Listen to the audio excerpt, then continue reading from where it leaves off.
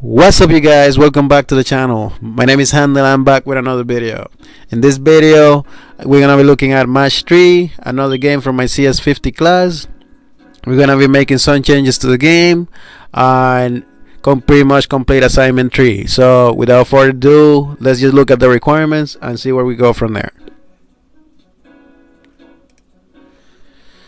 So the first thing that we need to do is pretty much increment the timer every time we match 3 or more blocks, right?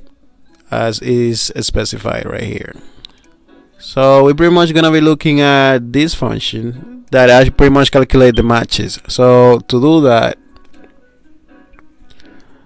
we're gonna go to this function right here. This is the function on the play state, and then we go back here. Pretty much this holds all the matches. So the matches that were incremented, we take the timer variable and we increment it by the number of matches that were made. Alright, so let's just show how that works. So we're gonna press enter. It's pretty much gonna start the game. Okay, so we find our first match. So it's pretty much gonna match these blocks right here. So we're gonna select that one and we're gonna swap this block. So as you can see, so the timer was increased by the number of matches that were made. So let's just close that, and then let's just look at the other requirements. So the other requirement says that we need to ensure that level 1 always starts with the flat blocks, right? For that, just gonna go back to the code, and then if we go to the begin state, we pretty much have the level that's being passed right here. So we pass this variable, the level, and then we ensure that on the board, on this function right here, on the initialize tiles function, so we pretty much say, if the level equals 1, just pass in the level. So making sure that the tiles are always the flat ones right here. If alts, just do the random tiles. And then we do some modifications on the state as well. So if we go up, where is it? So if we go up, when we on the play state, when we enter, we take the same variable and we pass it again. So just to make sure that if it's level 1, that we always end up with the flat blocks. All right, let's show that in play right now. So as you can see, when we start the game, these are the flat blocks on the begin state, and these are the flat blocks. Everything is flat, right? So now let's just look at the other requirements. So the other requirements to create a shiny version of the block that will always destroy an entire row. Okay, great.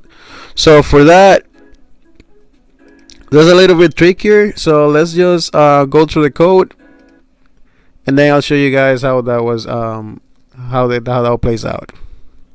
To implement the shiny blocks on the tile class, so pretty much I set the probability of a shiny, or maybe a shiny block, to be 10. So by pretty much doing that and then setting this variable to true, and then if it's true, what I'm doing is I'm drawing a line on the blocks, like randomly selected, and then on this line is gonna be like pretty much like a grayish line, something like that, and then this line is set to this width, and then from here the shiny blocks will actually appear here. So if we go and start the game,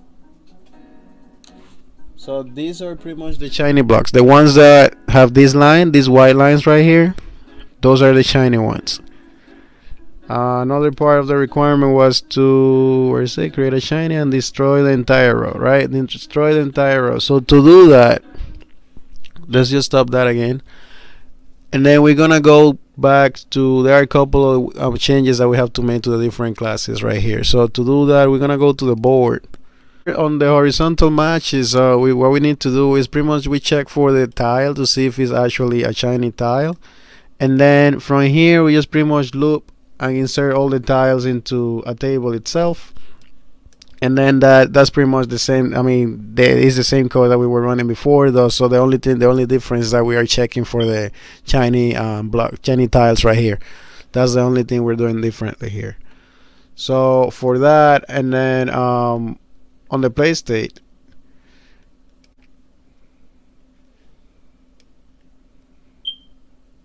So on the play state, this is how we're adding our pairs, right? So we're creating the bonus based on the variety, and then if it's shiny, we're just adding this calculation to the shiny just to add different points to the shiny itself. So now let's just show you how we remove the entire row. So let's show that in play.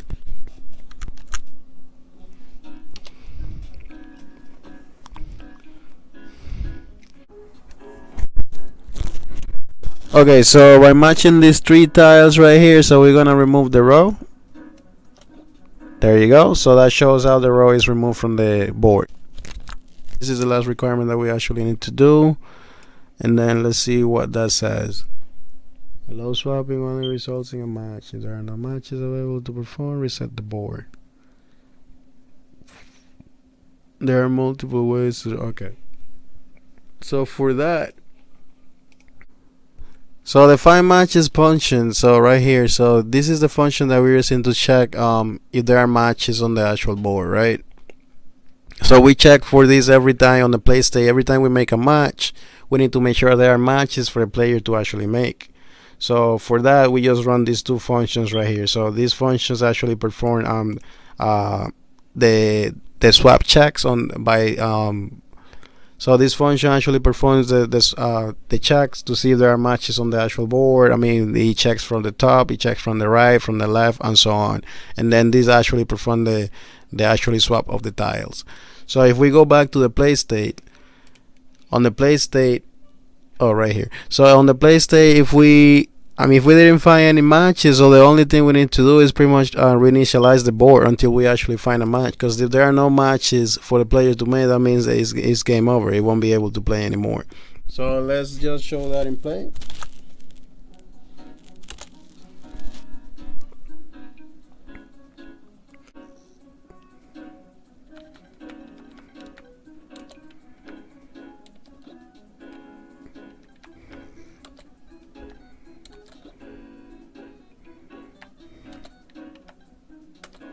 So as you saw on the last play, when there are any more matches, the board was actually reinitialized and more blocks were actually loaded into the board itself, since there weren't any more matches to actually make. As far as the last requirement here, it says only allow swapping when it results in a match. If not, we have to revert back. So for that, so we pretty much the first thing we're doing is we're checking to see if the board actually has matches right here on the play state, and then if there are matches, just do the regular twin that we were doing before and calculate the matches itself. I mean, if not, we just play these errors on right here, and then we pretty much swap everything back to the way it was before. So to show that in play, let's just start the game again. And then demonstrate that. So for example, if I'm trying to swap this block, so let's say for example this is a block and I select this block and I try to swap it here, it will actually make the sound and give me an error because I cannot actually do that. So if I try to do the same thing with this block, since it doesn't result in a match, it will actually give me an error and won't allow me to actually do the swap.